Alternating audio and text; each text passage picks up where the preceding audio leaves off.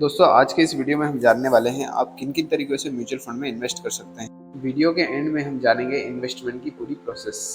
दोस्तों mutual fund में investment के मेनली 4 तरीके होते हैं। Number one offline investment by visiting near by branch.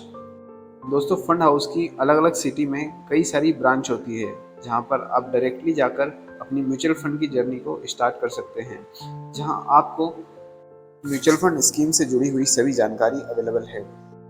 दोस्तों इन्वेस्टमेंट के लिए कुछ डॉक्यूमेंट्स जैसे सेल्फ अटेस्टेड आइडेंटिटी, एक एड्रेस प्रूफ व कुछ पासपोर्ट साइज फोटोग्राफ्स की रिक्वायरमेंट होगी।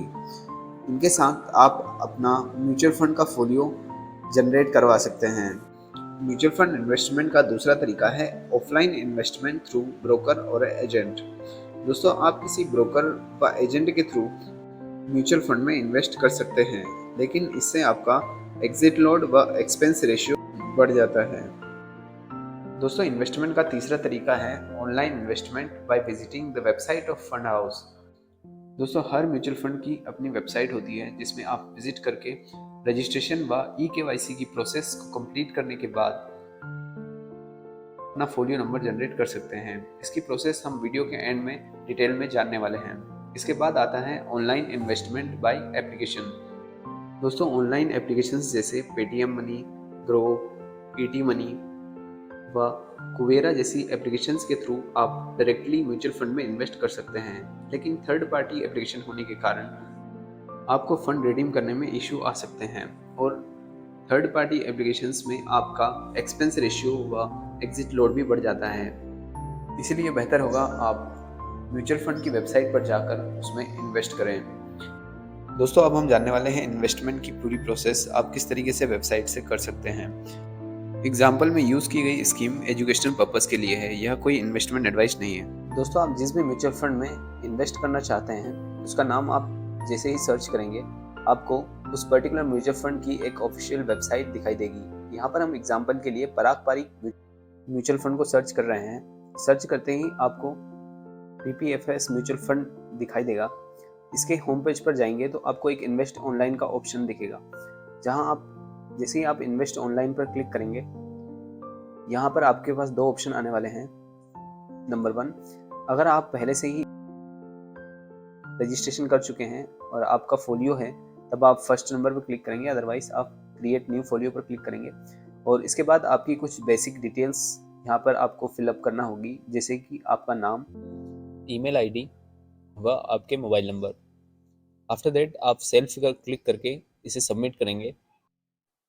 सबमिट करने के बाद आपको चेक KRA का ऑप्शन दिखाई देगा।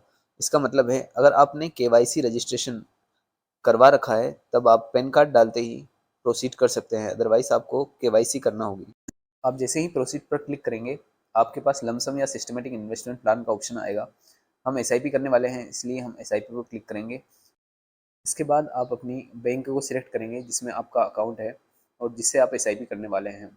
आप जैसे ही प्रोसीड पर क्लिक करेंगे आपको एक एक्नॉलेजमेंट पेज दिखाई देगा। यह सिर्फ आपकी इन्फॉर्मेशन के लिए है, यह कोई ऑप्शन नहीं है।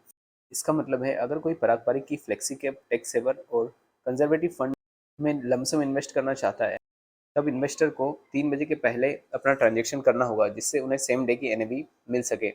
सेम यहाँ पर लिक्विड फंड में अगर कोई इन्वेस्ट करना चाहता है वह सेम डे NAV परचेज करने के लिए कट ऑफ टाइमिंग 1:30 है। इसको आप आई एक्नॉलेज करके आगे बढ़ सकते हैं। इसके बाद आपको आपकी फंड स्कीम को चूज़ करना होगा। फंड स्कीम चूज़ करने के बाद क्योंकि हम डायरेक्ट इन्वेस्ट कर रहे हैं, किसी ब्रोकर के थ्रू नहीं कर रहे हैं, इसलिए हम ARN डायरेक्ट पर क्लिक करेंगे। इसके बाद आपको फर्स्ट एप्लीकेंट डिटेल्स डालना होगी, जिसमें आप अपना नाम, date of birth, email ID, mobile number व ऑक्यूपेशन जैसी कुछ बेसिक डिटेल्स को फिल करेंगे।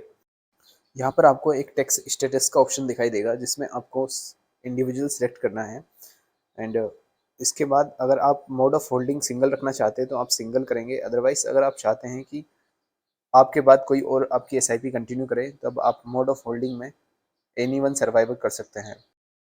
इसके बाद आप अपनी ग्रॉस एनुअल इनकम सेलेक्ट करेंगे और अगर आप एक पॉलिटिकली एक्सपोज्ड पर्सन हैं तो आप यस करेंगे, अदरवाइज आप नो पे सेलेक्ट करेंगे।